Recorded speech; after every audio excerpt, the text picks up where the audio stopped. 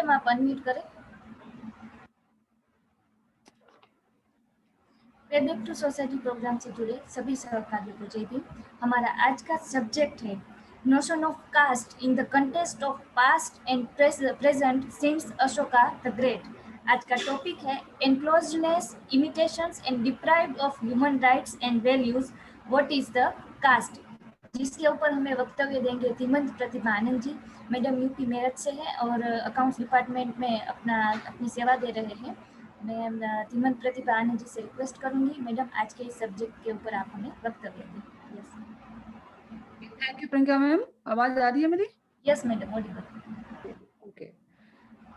समाज परिवर्तन मिशन के सभी सहकारियों को मेरा सादर जय भीम। आप सभी का हार्दिक स्वागत, अभिनंदन और सभी अपने महापुरुषों को नमन करते हुए आज मैं अपने जो मैंने अपने पीवीएसपी पे बैक टू सोसाइटी जो प्रोग्राम है उससे जो मैंने सीखा है उसके बारे में मैं आपको समझाने का प्रयास करूंगी। पिछले 5-6 महीनों में जो भी मैंने यहाँ सीखा, जब मैं इस मुहिम से जुड़ी तब उसके बाद ही मुझे पता चला कि मतलब जो है जो आज तक हमने जो पढ़ा है किताबी जो ज्ञान हमने लिया है उसमें एक्चुअली हमें कुछ समझाया या पढ़ाया गया ही नहीं। ये सिर्फ और सिर्फ मतलब एक बहुत छोटे स्तर पे हमें बात बताई गई अपने हमारे महापुरुषों के बारे में, उनके बारे में तो हमें कुछ जो है इन बुक्स में ऐसा कुछ बताया ही नहीं गया है। अपना मैं थोड़ा परिचय देना चाहूंगी। मैं प्रतिभा आनंद और उत्तर प्रदेश के जिला यूपी से, उत्तर प्रदेश के जो जिला मेरठ से ये अकाउंट डिपार्टमेंट जैसे मैडम ने बताया उसमें असिस्टेंट अकाउंटेंट के पद पे कार्यरत हूँ। और अपनी जो तो अपनी बात शुरू करने से पहले मैं अभी आपको एक शब्द पर आपने शायद गौर किया होगा कि मैंने ये कहा कि समाज परिवर्तन मिशन के सभी सहकारियों को, कि मैंने सहकारी जो वर्ड यूज किया है, मैंने साथी नहीं कहा आपको। जो हमारी जो महिला साथी जुड़ी है उनको मैंने बहनें नहीं कहा है, मैंने एक सहकारी वर्ड यूज करा है। तो उसके बारे में मैं थोड़ा सा आपको बताना चाहूंगी। अच्छा, उससे पहले एक बात और मैं थोड़ा रखना चाहूंगी कि आज हमारा इतना हिस्टोरिकल डे है, डॉक्टर्स डे। डॉक्टर तीरथ बाला जो मैडम है उन्हें मैं अपनी तरफ से बहुत बहुत बधाई देती हूँ, क्योंकि जो डॉक्टर्स हैं वो एक्चुअली हमारे समाज की रीढ़ हैं। और चूंकि वो हमारे वुमेन्स ट्रेनिंग ट्रेनर कैंप की चेयरमैन है तो उन्हें पर्सनली मतलब मैं हार्दिक मतलब उनका अभिनंदन। और आपने देखा अभी पीछे कितना बड़ा पेंडेमिक हुआ, तो उसमें अगर इन डॉक्टर्स का योगदान नहीं होता तो आप देख सकते हैं कितनी बड़ी त्रासदी होती। उन्होंने अपना इतना बेस्ट दिया है, उसके बावजूद भी हमने काफी कुछ खोया। तो इसलिए आज डॉक्टर्स डे पे उन्हें मैं बहुत बहुत बधाई देती हूँ। और हमारा चूंकि आज के दिन ये हमारा कैंप शुरू हुआ है तो ये बहुत अच्छा यादगार दिन हमारे लिए और भी बन जाता है। तो जो अपनी बात पे मैं वापस आती हूँ, कुछ सहकारी सहकारी जो वर्ड मैंने आपको कहा कि सहकार है क्या, मतलब आपके मन में भी ये प्रश्न होगा कि सहकारी जो शब्द है वो किस लिए है। तो सहकार का मतलब क्या है मतलब क्या है सहकार। तो इसका मतलब है कि किसी उद्देश्य की पूर्ति या किसी महान कार्य को पूरा करने में किया गया सहयोग। अगर आइए आप भी जानते हैं कि अगर किसी महान कार्य को हम पूरा करते हैं तो वो आपसी सहयोग के बिना संभव नहीं होता है। कोई भी काम हम अकेले नहीं कर सकते हैं, तो उसके लिए हमें एक दूसरे के कोऑपरेशन की, सहयोग की जरूरत पड़ती है। और यहाँ पर हम जो समाज परिवर्तन मिशन पर कार्य करने के लिए एकत्रित हुए हैं, तो और कोई भी कार्य अकेले संभव नहीं होता है। और वो अगर अपने अगर अगर अगर हमें अपने उद्देश्य को पूरा करना कर पाता है तो वह आपसी सहयोग से ही संभव हो पाता है। इसलिए हम सब आपस में सहकारी हैं। और हमारा जो उद्देश्य क्या है समाज परिवर्तन मिशन में, जो हम अपना उद्देश्य लेके जो चले हैं वो है हमारा जो क्योंकि आप समाज में देख रहे हैं आजकल कितनी कितनी ऊंच नीच भेदभाव और जो जाति पात का जो इस समय जो माहौल चल रहा है, तो उसको परिवर्तन करने के लिए ये अकेले संभव नहीं है। और जब तक हम आपस में एक दूसरे का सहयोग नहीं करेंगे तो उसके बिना ये चीज जो है नहीं संभव हो सकती। और हमारा जो गोल है, उद्देश्य है, वो है महान अशोक का जो शासन था, जो इतना समृद्धशाली उस समय राष्ट्र हुआ करता था, जहाँ जात पात वैमनस्यता का अभाव था, समृद्धशाली और विश्व गुरु था हमारा भारत। सोच समझने वाले उस समय लोग हुआ करते थे, इतना कल्याणकारी मतलब शासन था उनका। तो वो जो शासन महान अशोक का है, वही जो हमें शासन वापस लाना है। ये हमारे जो पीवीएसपी जो प्रो ट्रेनिंग प्रोग्राम है उसका मेन उद्देश्य है कि हाँ, और वो सब हमें आपसी सहयोग से ही ये संभव हो पाएगा। तो ये हम कह सकते हैं कि cooperation is N other name of Ambedkarism. Baba Saheb भी कहते हैं कि अगर हम आपस में कॉपरेट नहीं करेंगे, हम समझेंगे नहीं कॉपरेशन की महत्वता, तो कोई भी कार्य हमारा पूरा नहीं कर पाएंगे। तो इसलिए अम्बेडकरवाद का जो दूसरा नाम है वो है कॉपरेशन। तो इसलिए हमें आपस में कॉपरेट करके इसमें समाज परिवर्तन को कामयाब बनाना है। अच्छा, ये क्योंकि आज तक जितनी भी जो आंदोलन हुए हैं उसमें हमने जो महिलाओं की जो सहभागिता है वो ना के बराबर रही है। हमने हमें जब से बचपन से ही या जब से पैदा हुए हैं महिलाओं को यही सिखाया जाता है कि आपको सिर्फ घर संभालना है, और बाकी मतलब आपको जो समाज से आपकी कोई सहभागिता नहीं है। तो इसलिए हमने भी यही सोचा कि भाई ये तो सिर्फ जो है पुरुषों का काम है, तो उनको करने देते हैं। लेकिन चूंकि अब हमने आज देख लिया है कि समाज में किस स्तर तक हमारा जो समाज जो पिछड़ गया है, हम अपने मूल निवासी हम 85% हैं और हमारी स्थिति आज बद से बदतर हो चुकी है। हम राजनीतिक, सामाजिक और आर्थिक स्तर की अगर बात करते हैं तो हम कहीं भी स्टैंड नहीं करते हैं। तो अगर हम ये सोचेंगे कि सिर्फ ये पुरुषों का काम है और हम अपना आरामदायक जैसे जिंदगी हम जाते हैं, तो अगर ये हम सोचते रहेंगे तो फिर जो है जितना हम पिछड़ चुके हैं उससे और कहीं ज्यादा पिछड़ जाएंगे। हम ऑलरेडी मतलब बहुत पीछे हैं। आप आज ये देखेंगे आजादी के कितने साल हो गए और हमारी स्थिति आज समाज में क्या है।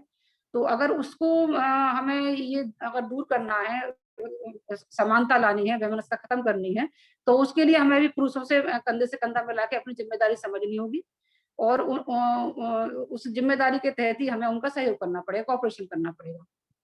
क्योंकि अगर जैसे मेरा मानना है कि अगर कोई भी महान कार्य, एक तो वो आसान नहीं होता।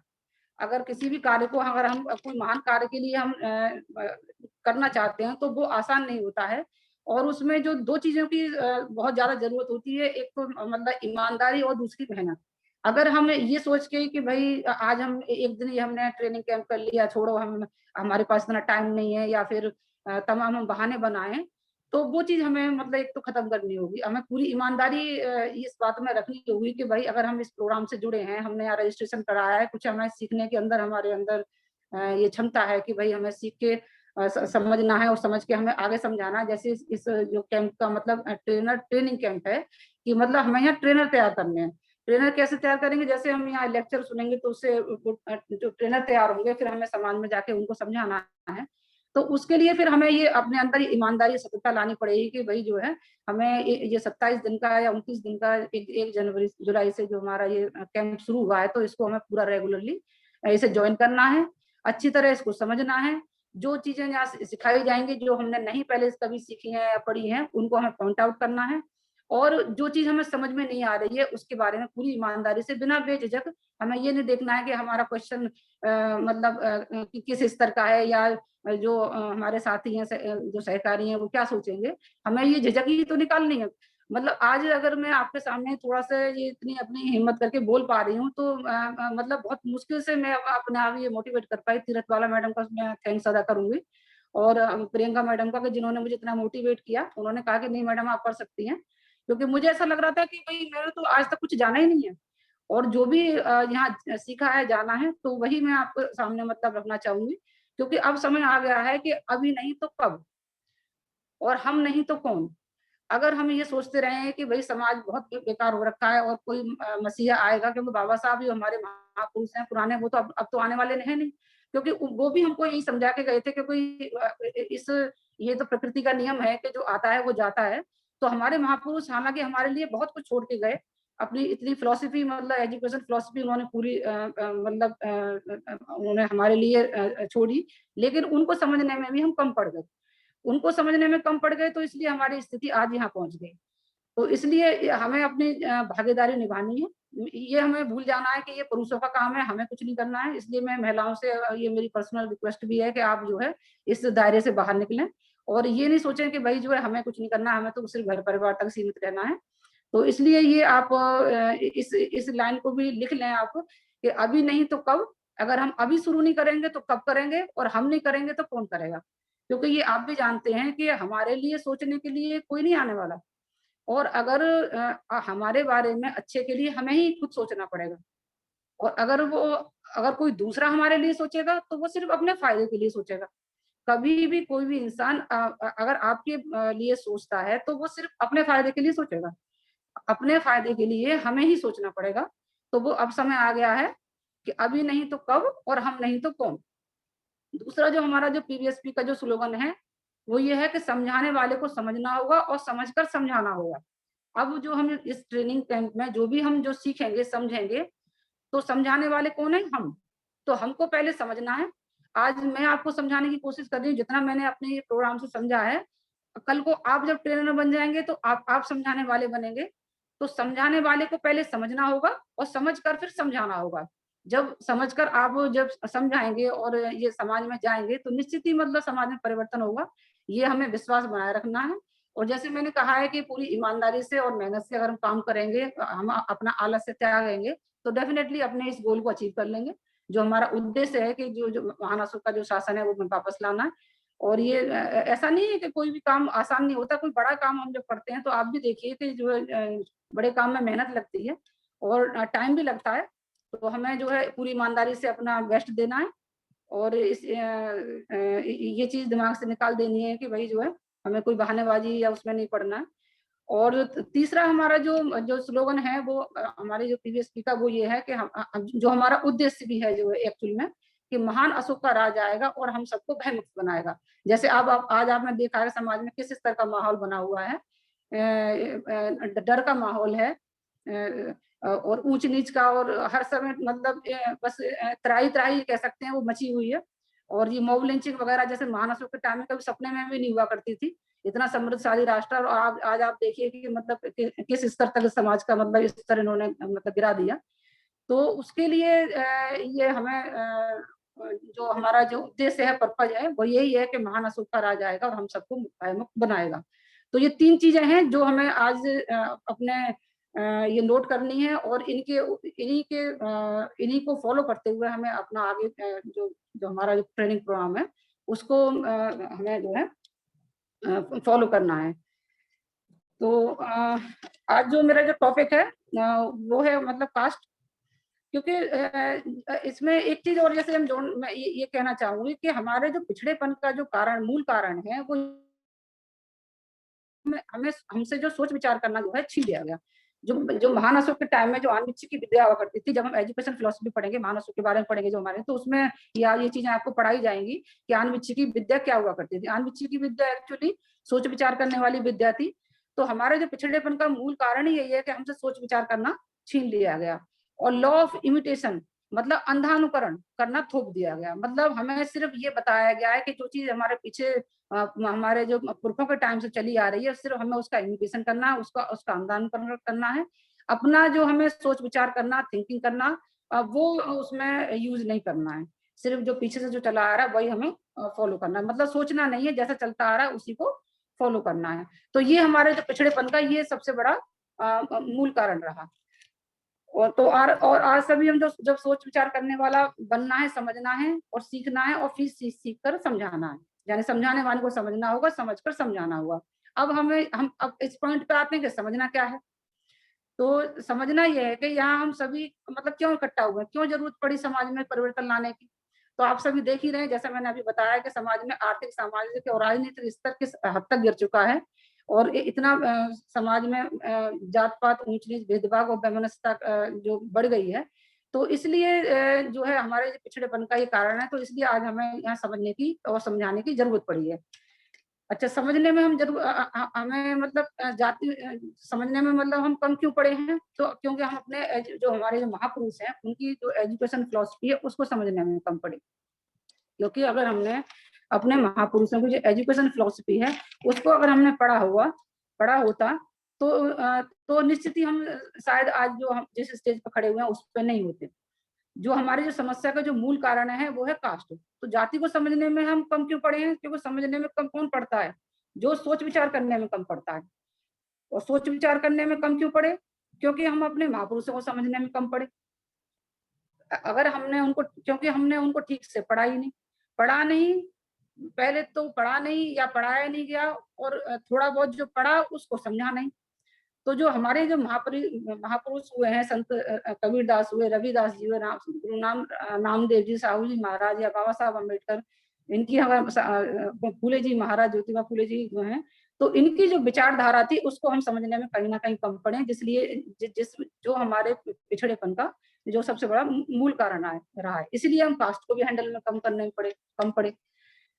तो अब ये जो हमारा जो पीवीएसपी जो परिवार के जो हमारा जो जनरल डायरेक्टर जो जीवन PR अम्बेडकर सर हैं, उन्होंने मतलब इस समस्या को खत्म करने के लिए 5 सब्जेक्ट हमको बताए हैं, जिसके द्वारा हम जो समाज में निश्चित रूप से मतलब जो है परिवर्तन ला सकते हैं। अगर हम इन 5 सब्जेक्ट को अच्छी तरह सीख लेते हैं, समझ लेते हैं, फॉलो कर लेते हैं, तो निश्चित ही हम समाज में जो हमारा जो पर्पज है सामाजिक परिवर्तन का मिशन जो है हमारा, उसको हम पूरा कर लेंगे।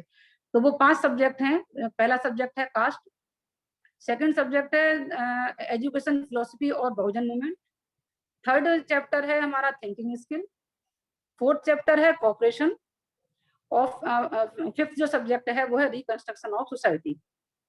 तो जैसे मैंने अभी कहा है कि जो हमारी जो समस्या का जो मूल कारण है वो है कास्ट।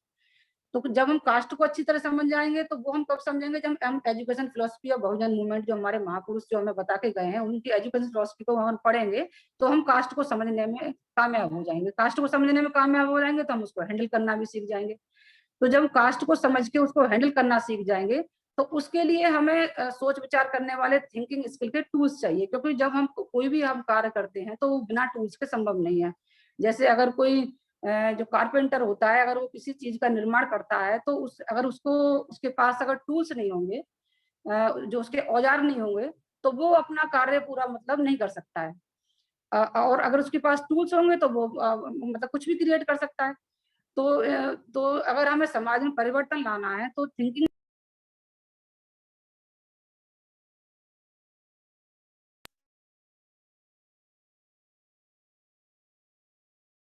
परिवर्तन लाएंगे। चौथा सब्जेक्ट है हमारा कॉपरेशन। जैसे मैंने अभी पहले कहा कि भाई हम बिना कॉपरेशन के कोई भी महान कार्य पूरा नहीं होता है, तो थोड़ा सा मैंने उसके बारे में कॉपरेशन के बारे में आपको बता दिया है, क्योंकि जो cooperation is another name of Ambedkar, अम्बेडकरवाद का दूसरा नाम कॉपरेशन है। तो कॉपरेशन के बारे में डिटेल में हम 4th चैप्टर में पढ़ेंगे ही। तो और लास्ट में जब हम थिंकिंग स्किल को समझ जाएंगे, थिंकिंग स्किल टूल्स को समझ जाएंगे, सोच विचार करने वाले बन जाएंगे। थिंकिंग स्किल का मतलब सोच विचार करने वाला। तो जब हम सोच विचार करने वाले बन जाएंगे और कॉपरेशन के द्वारा आपस में कॉपरेशन हो जाएगा, कॉपरेट करेंगे जब, तो इसके द्वारा फिर हमारा रिकंस्ट्रक्शन ऑफ सोसाइटी हो जाएगा। मतलब थिंकिंग स्किल और आपस में कॉपरेशन के द्वारा कास्ट को समझ के हम एजुकेशन फिलोसफी के द्वारा उसको हैंडल करना समझ जाएंगे, और थिंकिंग स्किल वाले सोच विचार मतलब वाले बनकर कॉपरेशन के द्वारा आपसी सहयोग से हम रिकंस्ट्रक्शन ऑफ सोसाइटी कर लेंगे। रिकंस्ट्रक्शन सोसाइटी कौन सी, जो महान अशोक का जो हमारा शासन है, जो हमें वापस लाना है, जो महान अशोक का शासन हुआ करता था, तो उसको हमें वापस लाना, ये हमारा उद्देश्य है। तो अब मैंने तो क्योंकि आज हमारा फर्स्ट डे था तो इतनी बातें मुझे आपको बतानी जरूरी थी, क्योंकि जब हम पहली बार किसी उससे जुड़ते हैं तो हमें थोड़ा सा हमारा मेन उद्देश्य क्या है, पर्पज क्या है, उसको उस पर थोड़ा सा प्रकाश डालना जरूरी होता है। तो इसलिए मैंने थोड़ा टाइम ज्यादा ले लिया, लेकिन ये कल से हम अपना जो समय है उसमें इसको सबमिट करने की कोशिश करेंगे। तो अब मैं शुरू करती हूँ। जो मेरा फर्स्ट चैप्टर है वो है आज कास्ट, जिसको मैं आपको एलोबरेट करूंगी। अगले 3 दिन आप जो है इस चीज को सुनेंगे कि आज ये मैं जो मेरा सब्जेक्ट है वो जाति क्या है। आज ये हमें समझना है कि जाति है क्या। कल का जो सब्जेक्ट रहेगा वो जाति किसने बनाई और उसका क्या पर्पज था, ये मेरे बाद के नेक्स्ट जो सब्जेक्ट है। तो जाति क्या है, इसे हम शुरू करते हैं। तो जाति है एक मॉन्स्टर। जैसे है बाबा साहब कहते हैं कि turn is any direction you like, caste is the monster that cross your path. You cannot have political reform, you cannot have economic reform until you kill the monster. अगर आप किसी भी डायरेक्शन में जाते हैं तो ये जो कास्ट है ये एक शैतान की तरह, एक दानव की तरह आपका रास्ता क्रॉस करके खड़ी हो जाती है। तो जिसकी वजह से ना तो आप पॉलिटिकल रिफॉर्म पा सकते हैं, ना ही इकोनॉमिक रिफॉर्म पा सकते हैं, और इवन ये जब तक ये आपको मतलब कम नहीं कर देती है तब तक ये आपका पीछा नहीं छोड़ती है। तो बाबा साहब कहते हैं कि ये इतनी खतरनाक है, जाति को अगर हम पहले समझ गए होते तो ये इतना खतरनाक मॉन्स्टर जो हमारे सामने मतलब खड़ा नहीं हो पाता। ये इसको हमने बहुत ज्यादा मतलब बढ़ जाने दिया, ये हम कह सकते हैं। क्योंकि जाति को समझने में अगर हम पहले हमने कर दिया तो ये समस्या जो इतनी इतनी बड़ी हमारे सामने खड़ी हो गई है वो शायद नहीं होती। आपको यकीन नहीं आया कि मतलब इतने छोटे छोटे समाज में इंसान इसमें जाति को बांट रखा है कि इस समय 6,743 जातियां हैं भारत समाज में। आप सोच सकते हैं कि हमको कितने छोटे छोटे टुकड़ों में बांट दिया गया है। तो वो सिर्फ इस वजह से कि वो ये अच्छी तरह समझ गए कि अगर इनको बांट दिया जाएगा तो ये हम इन पर फिर राज कर सकते हैं, और ये इनका मोटिव मनुवादियों का ये सिद्ध भी हुआ। तो जाति के जो दो पहलू हैं कि ये मनुष्यों को अलग अलग समुदाय में बांटती है।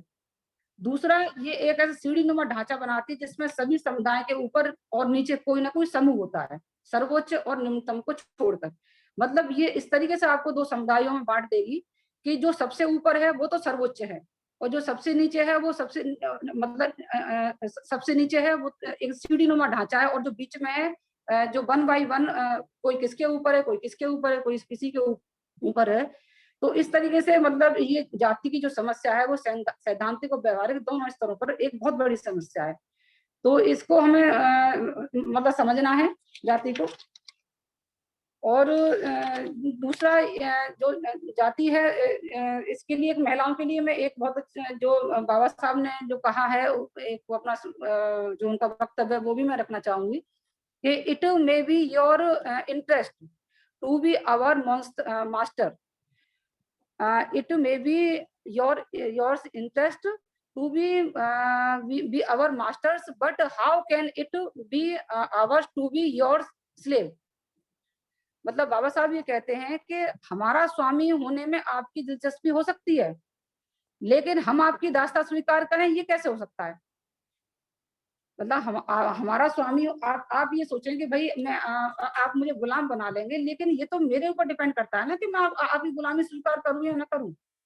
इतना इतना तो ये सब चीजें तो सोच विचार करके ही आ सकती हैं। तो ये बाबा साहब का जो कथन जो है ये हमें बहुत इसको फॉलो करने की जरूरत है कि हमारा स्वामी होने में आपकी दिलचस्पी हो सकती है, लेकिन हम आपकी दास्ता स्वीकार करें ये कैसे हो सकता है। तो और जो कास्ट है वो जो एक्चुअली एक नोशन है, अवधारणा है। मतलब ये सिर्फ एक माइंड का सेट है, बाकी जाति कुछ नहीं है। ये सिर्फ एक माइंड सेट है, एक अवधारणा है जो हमारे दिमाग में बिठा दी गई है, और हम इसका बिना सोचे समझे अंधानुकरण करते आ रहे हैं। तो caste notion is anti social, anti human and anti national in its characters. इसकी ये जो कास्ट की ये विशेषता है कि ये एंटी सोशल है, एंटी ह्यूमन है एंड एंटी नेशनल है, और राष्ट्र विरोधी भी है। ये आपको सामाजिक स्तर पर भी, और ये आपकी जो आपकी ह्यूमैनिटी है मानव स्तर पे भी आपकी दुश्मन है, और जो राष्ट्र की तो दुश्मन तो ये है ही है। Superstitious absolute tradition belief and rationals and so on. किसी समाज के विरुद्ध मानव विरोधी, राष्ट्र विरोधी बर्ताव कह सकते हैं इसको। कास्ट जो है किसी भी समाज के विरुद्ध मानव विरोधी, राष्ट्र विरोधी बर्ताव कह सकते हैं। जाति एक प्रकार से अंधविश्वास, अपरिचित परंपरा में आस्था अथवा तर्कहीन अवधारणा की आधार रहित सोच का नाम है। मतलब जाति जो है वो किसी भी समाज के विरुद्ध मानव विरोधी है, राष्ट्र विरोधी है, राष्ट्र विरोधी बर्ताव कह सकते हैं। और जाति एक प्रकार से अंधविश्वास है जो अप्रचलित परंपरा में आस्था मतलब और तर्कहीन अवधारणा की आधार रहित सोच है। मतलब कोई इसमें तर्क ही नहीं है। हमें चूंकि हम इस जाति में हमने जन्म ले लिया, तो इसी वजह से हम जीवन पर्यंत उसी जाति से बंधे रहते हैं। इसमें कोई हम तर्क नहीं लगाते कि भाई जो क्यों हमसे ये चिपकी हुई है, क्यों हम इसे नहीं छोड़ सकते हैं। इसके बारे में हमें सोचना ही नहीं है। एक अंधविश्वास और अप्रचलन के तहत जो है हम इसे जीते चले जाते हैं, और जीवन पर्यंत मृत्यु पर्यंत तक ये जो है हमारे साथ मतलब जुड़ी रहती है, मतलब हटती ही नहीं है। जाति एक तर्क विरुद्ध अंधविश्वास का तंत्र है, एक तरीका है। एक यहाँ एक मुहावरा या एग्जाम्पल मैं आपके सामने रखना चाहूंगी कि father could not help it and the son could not cure it. मतलब जो पिता है वो इसमें हेल्प नहीं कर सकता, मतलब वो पिता जो है इस तरीके से नहीं रोक सकता कि उसके बेटे पे ये बाद में थोप दी जाएगी, तो पिता उसकी ये मदद नहीं कर सकता कि भाई ये मुझसे तो ये मेरे पे जबरन थोप दी गई और मैं अपने बेटे पर इसको ना थोपने दूं या ना वो उसको फॉलो करे, तो पिता इसमें कोई हेल्प नहीं कर सकता। वो उसके बेटे को भी मतलब ये चूंकि उसके पिता की जाति ये है, तो वो ऑलरेडी उसके बेटे की जाति मतलब बिना किसी उसके उसके साथ ये चिपका दी जाती है या उसको मजबूरन फॉलो करनी पड़ती है। और पुत्र भी मतलब इसको जीवन पर्यंत झेलता रहता है, वो इसका मतलब इसको छोड़ ही नहीं सकता, इसका कोई इलाज ही नहीं कर सकता। जैसे एक हम बीमारी कह सकते हैं कि पिता इस बीमारी को छोड़ने में अपने पुत्र की कोई मदद नहीं कर सकता। Father could not help it and the son could not cure it, इससे बच नहीं सकता है और पिता इसमें उनकी कोई हेल्प नहीं कर सकता है। जाति जो व्यवस्था है एक ही नस्ल में लोगों के बीच सामाजिक विभाजन, साझा गतिविधियों को रोकती है। बाबा साहब कहते हैं कि जाति व्यवस्था एक ही नस्ल के लोगों के बीच सामाजिक विभाजन और साझा गतिविधियों को रोकती है, क्योंकि वो समाज में जाति में बटे हुए हैं, तो वो समाज में तो उनका विभाजन हुआ ही है, आपस में जो उनकी जो साझा गतिविधियां हैं उनको भी करने से रोकती है। Notion of caste is a dangerous virus, thinking skill is the potential antivirus. जो कास्ट है वो एक तरीके से नोशन है, अवधारणा है, सिर्फ जो अवधारणा और एक ऐसा मतलब डेंजरस वायरस है जो सिर्फ थिंकिंग स्किल के द्वारा इसको खत्म किया जा सकता है। क्योंकि जो ये अगर कोई बीमारी हो तो उसका तो हम इलाज कर सकते हैं, लेकिन जो सिर्फ एक सोच है तो उस सोच को खत्म करने के लिए तो सिर्फ हमें अच्छा सोचना ही पड़ेगा। हमें ये चीज सोचनी पड़ेगी कि भाई जो कहाँ ये प्रैक्टिकली ये फिट हो रही है या नहीं हो रही है, सिर्फ इस वजह से कि भाई ये इमिटेशन कर दी गई हमसे, जो पीछे से चली आ रही है उसे हम फॉलो करते आ रहे हैं। तो ये हमें अवधारणा खत्म करनी है, और जब हम इस अवधारणा को खत्म कर लेंगे तो ये सिर्फ अवधारणा थिंकिंग स्किल के द्वारा खत्म की जा सकती है। यानी कि notion of caste is a dangerous virus, एक खतरनाक वायरस है, और thinking skill is a potential antivirus. हमें थिंकिंग स्किल या सोच विचार करके जो पोटेंशियल जो एंटीवायरस है वो डेवलप करना है और इसको मतलब खत्म करना है। Stupidity is N other name of caste. अच्छा, मूर्खता जो है जो एक दूसरा नाम है मतलब कास्ट का। मतलब चूंकि ये एक मूर्खता ही तो है कि मतलब हम बिना किसी सोच विचार के किसी चीज को फॉलो करते आ रहे हैं, हम अपना दिमाग इसमें यूज ही नहीं कर रहे हैं, क्योंकि जो कुछ चीजें पीछे से चली आ रही हैं उसी को फॉलो करते आ रहे हैं। तो ये एक stupidity is N other name of caste. Lack of knowing, understanding and thinking is called stupidity. जो स्टुपिडिटी है वो एक कास्ट का दूसरा नाम है, क्योंकि जब हमसे जो हमारे अंदर जो जानने की कमी है और समझने की कमी है और थिंक करने की कमी है, तो जब हमारे अंदर ये तीन ये चीजें हैं ही नहीं, ना तो हम कुछ जानना चाहते हैं, ना समझना चाहते हैं, और ना ही सोचना चाहते हैं, थिंक करना चाहते हैं, तो इसको फिर हम क्या कहेंगे? स्टुपिडिटी कहेंगे। जो इंसान सोच नहीं सकता, समझ नहीं सकता, जानना नहीं चाहता, उसकी कमी है उसके अंदर, तो वो एक स्टुपिड, मूर्ख ही है। तो ये stupidity is N other name of caste. ये हम कह सकते हैं कि अगर हम कुछ जानते नहीं है, समझते नहीं है और सोच विचार नहीं करते हैं तो हम स्टुपिड हैं। तो ये भी एक स्टुपिडिटी का कारण है। और मान्यवर काशीराम साहब ने जैसे कहा है कि जो जाति है वो दोधारी तलवार है, ये समाज को काटने का काम करती है, और यदि समाज मजबूत हो भी जाए तो फिर ये उलट उलट कर काटने वाले को ही काटने का काम करती है। तो इसलिए जाति आप सोच सकते हैं कि कितनी ही खतरनाक है कि ये दोनों तरफ से वार करती है, दो धारी तलवार है। तो मान्यवर काशीराम साहब ने इसे कहा था कि ये इसको हमें इसे समझना है कि ये दो धारी तलवार है, ये हमें दोनों तरफ से काटती है और जो है हमारा नुकसान करती है। तीसरा है caste is the an other name of unthinkingness और इनसाइड द बॉक्स थिंकिंग। मतलब कास्ट को हम ये भी कह सकते हैं कि एक इसका दूसरा जो नाम है, अभी जैसे एक नाम बताया स्टुपिडिटी है, ऐसी एक अदर नेम इसका नाम है अनथिंकिंगनेस। अगर हम सोचते नहीं है, सोच विचार करने वाले नहीं है, तो ये भी एक इसका कास्ट का दूसरा नाम है। और इनसाइड द इनबॉक्स थिंकिंग, और अगर एक हम सीमित दायरे में सोचते हैं तो वो भी कास्ट ही है। मतलब कास्ट हमको इतना नैरो माइंडेड कर देती है कि उससे ज्यादा हम बाहर जो हम निकलना ही नहीं चाहते हैं। जैसे कुएं का मेंढक होता है ना, कि उसको अगर कुएं में डाल दिया जाए, तालाब में डाल दिया जाए, तो उसको वही लगता है कि बस यही मेरी दुनिया है, इससे बाहर उसको कुछ सोचना ही नहीं है। तो यही सेम चीज जो है कास्ट पर लागू होती है कि caste is another name of unthinkingness, बिना सोच विचार करने वाला, और inside in the box thinking, या फिर अगर वो सोचते हैं तो वो बहुत सीमित सोचते हैं, जिसका कोई मतलब नहीं रह जाता है। कुएं के मेंढक की बात है कि चाहे वो कितना ही जोर लगा ले, वो उस कुएं के अंदर ही रहता है, तो वही उसकी मतलब एक बॉक्स में मतलब सोचने के बराबर है। अनथिंकिंग पीपल और unthinking people who are poor in the cannot become governing committee. ये बाबा साहब का बहुत बड़ा वक्तव्य है, जिसको हमें बहुत अच्छी तरह समझना होगा कि अनथिंकिंग पीपल और unthinking who are poor in the cannot become governing committee. बिना सोच विचार करने वाला व्यक्ति कभी शासक नहीं बन सकता। बिना सोच विचार करने वाला व्यक्ति कभी शासक नहीं बन सकता। हम शासक क्यों नहीं बन पाए? क्योंकि हम सोच विचार करने वाले हमसे छीन लिया गया, या हम बने ही नहीं, हमने अपने महापुरुषों को समझा ही नहीं। अगर हम इस चीज को समझ गए होते तो शायद ये स्थिति नहीं होती। तो बाबा साहब कहते हैं कि अनथिंकिंग, बिना सोच विचार करने वाला जो व्यक्ति है वो कभी शासक नहीं बन सकता, और अगर वो शासक बन भी जाता है तो वो इसको फिर हैंडल नहीं कर पाएगा, वो मतलब शासक बने नहीं रह सकता है। तो इस चीज को आज आप देख भी रहे होंगे कि मतलब क्योंकि कहीं ना कहीं हम सोच विचार करने में तो कम पड़े हैं, जो आज हमारी इतनी जनसंख्या अमूल्य वासियों के होने के बावजूद भी हम शासन करने वाली जमात नहीं बन पाए। तो बिना सोच विचार करने वाला व्यक्ति कभी शासक नहीं बन सकता, और अगर वो शासक बन भी जाता है तो वो उसको हैंडल नहीं कर पाएगा, या वो हमेशा शासक नहीं बने रह सकता है।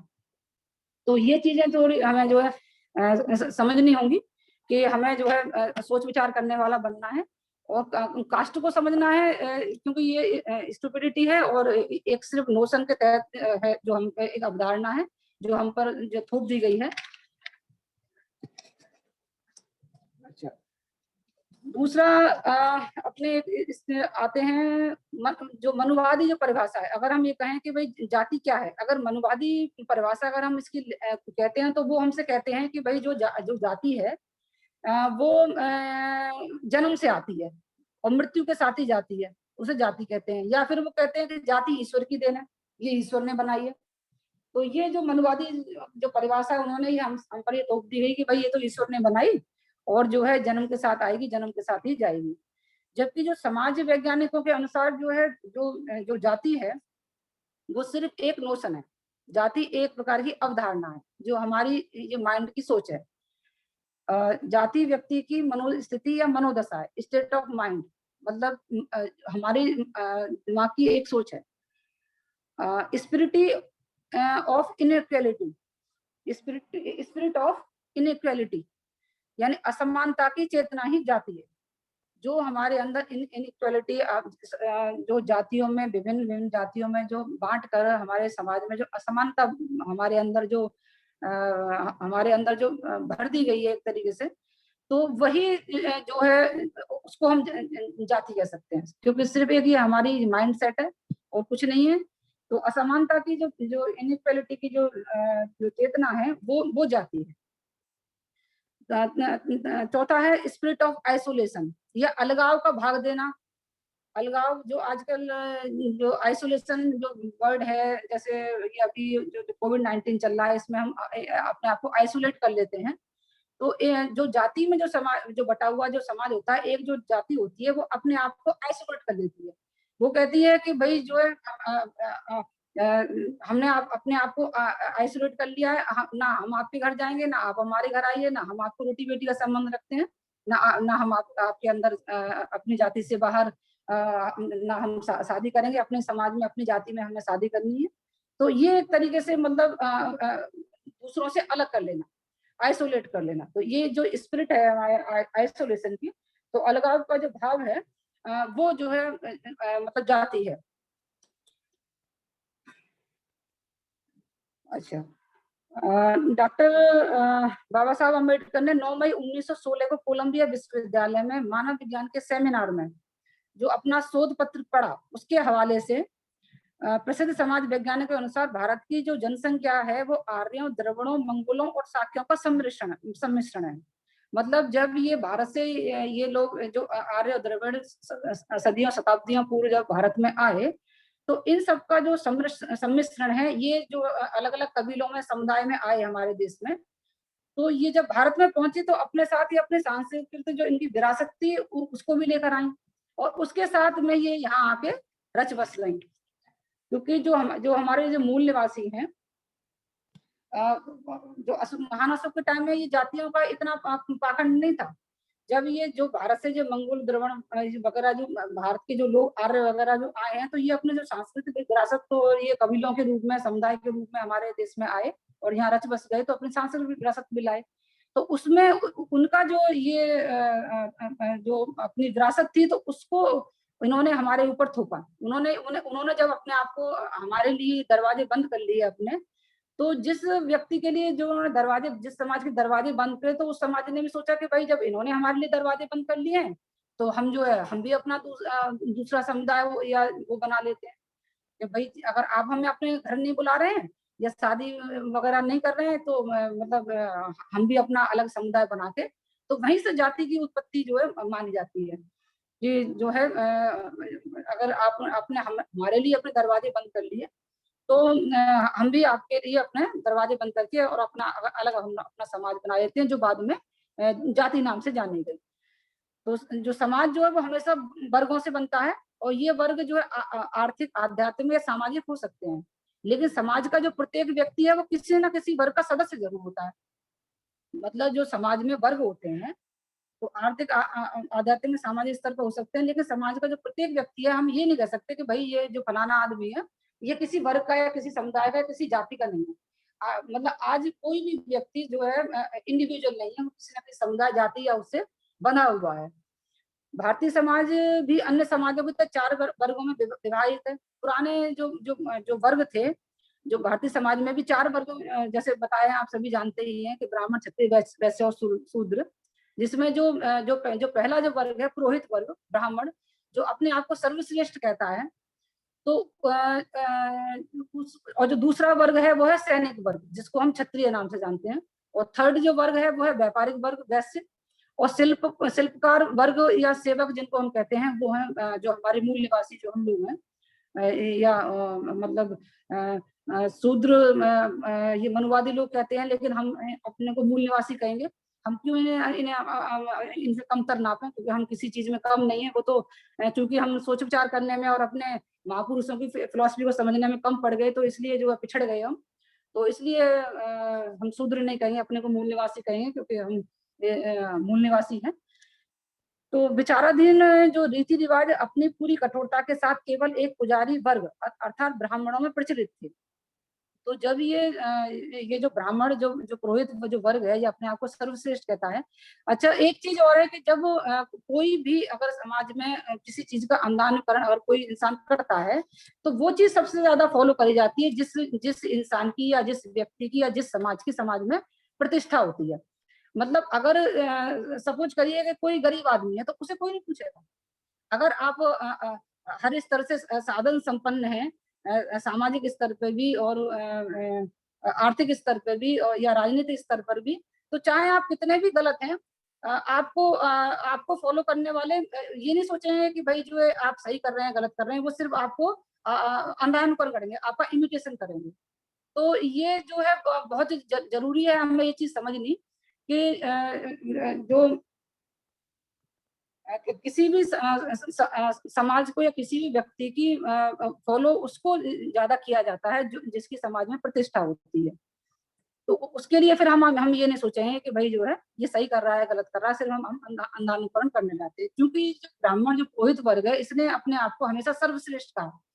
इन्होंने कहा कि भाई जो है हम सर्वश्रेष्ठ हैं, और हम जो है हमें हमें ईश्वर ने बिल्कुल साक्षात यहाँ धरती पे बना के भेजा है, और इनके कर्म कांड भी इस तरीके से रहे। तो इन्होंने अपने आप को सर्वश्रेष्ठ घोषित किया। सर्वश्रेष्ठ करने के बाद में जो बाकी के जो लोग थे, अच्छा सर्व जो जो आपको फॉलो कौन करेगा? जो आपके सबसे नजदीक होगा।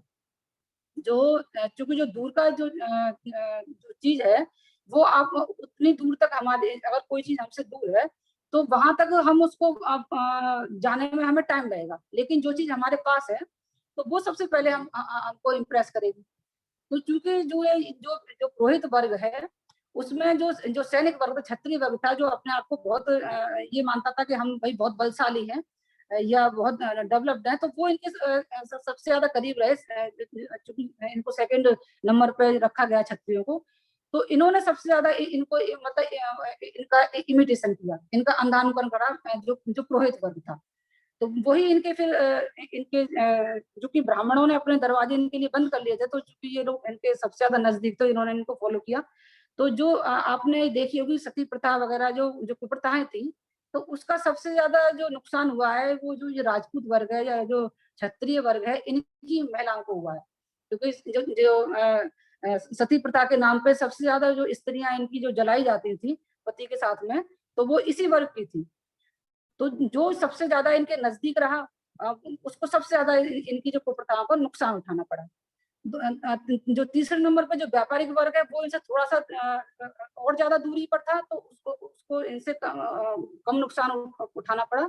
और जो चौथा जो शिल्पकार वर्ग है, चूंकि हमने इनको कभी फॉलो ही नहीं किया, तो इसलिए इन्होंने हमको जो है, क्योंकि इन्होंने कह दिया कि भाई ये तो हमारी बात नहीं मानते हैं, तो इनको मतलब चूंकि ये हमारी बातों को नहीं माने तो इसलिए अछूत है, भाई इनको दूर करो, क्योंकि ये हमारी बात नहीं मान रहे हैं, और चूंकि ये दूर है तो इनको आप इनको इनको समाज से अलग कर दीजिए, और ये मतलब अछूत हैं। अच्छा, जो जिन्होंने इनको बिल्कुल ही इनके रीति रिवाजों को मानने उन्होंने कहा आदिवासी, उनको इनको समाज से बिल्कुल ही अलग कर दिया कि भाई इनको तो समाज से बाहर फेंको। तो वो चूंकि जब इनकी उसको नहीं माना उन्होंने, फोर्स पूर्वक जब इन पर ये चीजें थोपी जा रही थी हमारे समाज में, तो तो उस समय बहुत मतलब इनका नुकसान हुआ, मारकाट इनके साथ की गई। तो जो इनकी जो अंधानुकरण था उसको मानने जो नहीं माना, तो उनको इन्होंने जंगलों में उनको मजबूरन फिर वहां जाके शरण लेनी पड़ी, जिनको इन्होंने फिर आदिवासीवाद में नाम दे दिया। तो इस तरीके से मतलब जो समाज का इन्होंने बहुत हास किया है। कौन सा वर्ग जाति नाम की संस्था का जनक है? तो वो ब्राह्मण वर्ग ही है। ब्राह्मण वर्ग ने अपने आप को एनक्लोज क्लास में बदला, क्योंकि ब्राह्मण अपने आप को एक बंद जाति में एनक्लोज क्लास में बदला, इसे समझना मुश्किल नहीं है। सभी प्राचीन सभ्यताओं में पुरोहित वर्ग द्वारा अपने को सामाजिक रूप से श्रेष्ठ स्तर घोषित कर देना यह साबित करता है कि यही वर्ग एक अप्राकृतिक जाति संस्था का जन्मदाता है। क्योंकि इन्होंने अपने आप को एक एनक्लोज क्लास में बंद कर दिया, तो बाकी के सिर्फ लोगों ने तो इनका इमिटेशन किया, अंधानुकरण किया है, क्योंकि सोच विचार उन्हें करना ही नहीं था। उन्हें लगा कि भाई जो ये अपने आप को अगर बंद करना है तो हम भी अपनी अलग जाति बना लेते हैं। ये बिना सोचे समझे कि ये हमारे लिए मतलब कितना नुकसान दायक जो है साबित होगी। पुजारी वर्ग ने सामाजिक रूप से अन्य वर्गों से अपने को अलग कर लिया और बंद घेरे में रहने की नीति अपनाते हुए एक जाति में बदल लिया। दूसरों के लिए खुले दरवाजे बंद हो जाने पर आत्मसीमित इकाइयां बन गई, जिन्हें जातियां कहा जाता है। तो जैसा कि मैंने अभी कहा ऊपर, तो वो आप समझ ही गए होंगे कि चूंकि ब्राह्मण वर्ग ने अपने आप को एनक्लोज कर लिया, तो बाकी सब लोगों ने उन्हें फॉलो किया, तो ये छोटी छोटी इकाइयां बन गई जो बाद में जाति नाम से जानी गई। देश के अन्य गैर ब्राह्मण समुदाय में जाति की यह संस्था कैसे पहुंची? विद्वानों का मत है कि या तो जनता पर देवी आदेशों का मुलम्मा चढ़ाकर या अनुकरण द्वारा। उनको मतलब जैसे अन्य समुदायों में जो गैर गैर ब्राह्मण जो समुदाय है, अगर उनकी हम बात करें कि उनमें जाति नाम की संस्था कैसे पहुंची है, तो उनसे ये कह दिया है कि भाई ये तो आप चूंकि मतलब ये तो आपके पुराने जन्मों का जो फल है, और ये देवी का आदेश है या देवी देवताओं का आदेश है जो आपने इस जाति में जन्म लिया है, और या फिर मतलब जो है अनुकरण द्वारा। तो इस तरीके से ये समाज में फैली। ब्राह्मण कई और बातों के लिए दोषी है हो सकते हैं, परंतु गैर गैर ब्राह्मण जनसंख्या पर जाति व्यवस्था लाद देना, इम्पोज कर देना उनके बूते के बाहर की बात थी। मतलब जो हम ये कह सकते हैं कि उन्होंने हमारे ऊपर ये हमने उनको सिर्फ फॉलो करा है, लेकिन ये भी नहीं है कि ब्राह्मणों ने जनसंख्या का ये हमें जो जाति हमारे ऊपर लाद दी है, ये सिर्फ जो आई है वो इमिटेशन के थ्रू आई है। सजातीय विवाह बंद कर दायरे की नीति हिंदू समाज के लिए फैशन था। इसकी शुरुआत ब्राह्मणों की थी, इसलिए गैर ब्राह्मणों वर्गों अथवा जातियों ने भी बढ़ चढ़कर इसकी नकल की और सजातीय विवाह अपना प्रथा को अपनाने लगे। चूंकि मतलब ब्राह्मणों ने हमारे लिए अपने दरवाजे जो बंद कर लिए थे, बंद दायरे की, उन्होंने कहा था कि भाई हम तो अपने समाज में सिर्फ हमें शादी करनी है। तो जो दूसरे जो गैर ब्राह्मण जो समाज था, तो उन्होंने भी उसी चीज को फॉलो करा और बढ़ चढ़ के हिस्सा नकल करी ये, और जो सजाती विवाह प्रथा को अपनाने लगे, जिससे कि मतलब जो है ये जो जातियां हैं वो बनती चली गई। जो गैब्रिएला टार्डे थ्योरी के अनुसार अनुकरण करने की इच्छा, लॉ ऑफ जो इमिटेशन है वो यही है कि जो मतलब ये सिर्फ थोप दी गई है हमारे ऊपर, तो इसको हम जो है लॉ ऑफ इमिटेशन कहेंगे। बाकी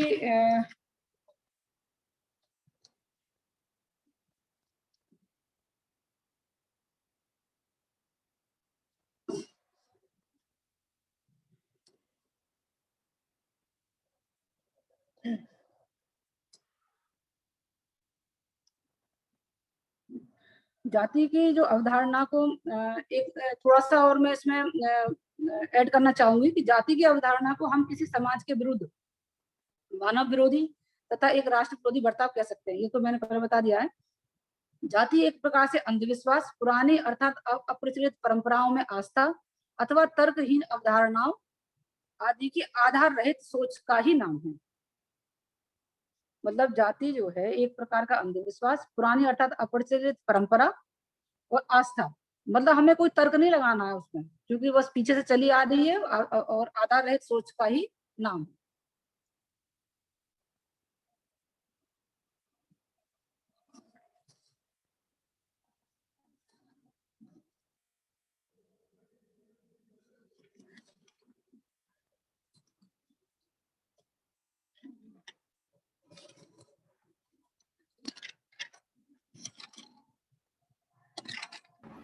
तो इसी के साथ मैं अपना ये आज का जो वक्तव्य है ये समाप्त करती हूँ। मुझे लगता है कि इतना काफी है, क्योंकि ज्यादा अगर हम किसी चीज को एक टाइम में जरूरत से ज्यादा सीखने की कोशिश करें ना, तो वो भी फिर हमें बोर ही करता है। तो इसलिए जो है जितना आज हमने सीखा है इसी को थोड़ा सा रिवाइज करें, क्योंकि एक्चुअली में मैं भी बहुत ज्यादा अपने आप को ये नहीं कहूंगी कि मैंने बहुत अच्छा आपको समझाने की कोशिश करी है, लेकिन जितना भी मैंने समझा है उतना आपको समझाने की कोशिश करी है। और इतने इसी के द्वारा हम शायद समझ गए होंगे कि जाति क्या है, और बाकी कल हम इस चीज को जानने की कोशिश करेंगे कि जाति किसने बनाई, क्यों बनाई, क्या इसका पर्पज था।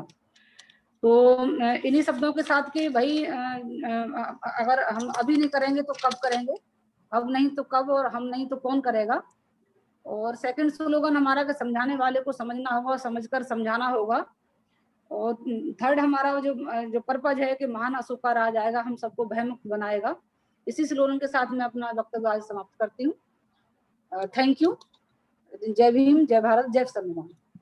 Over to Priyanka ma'am.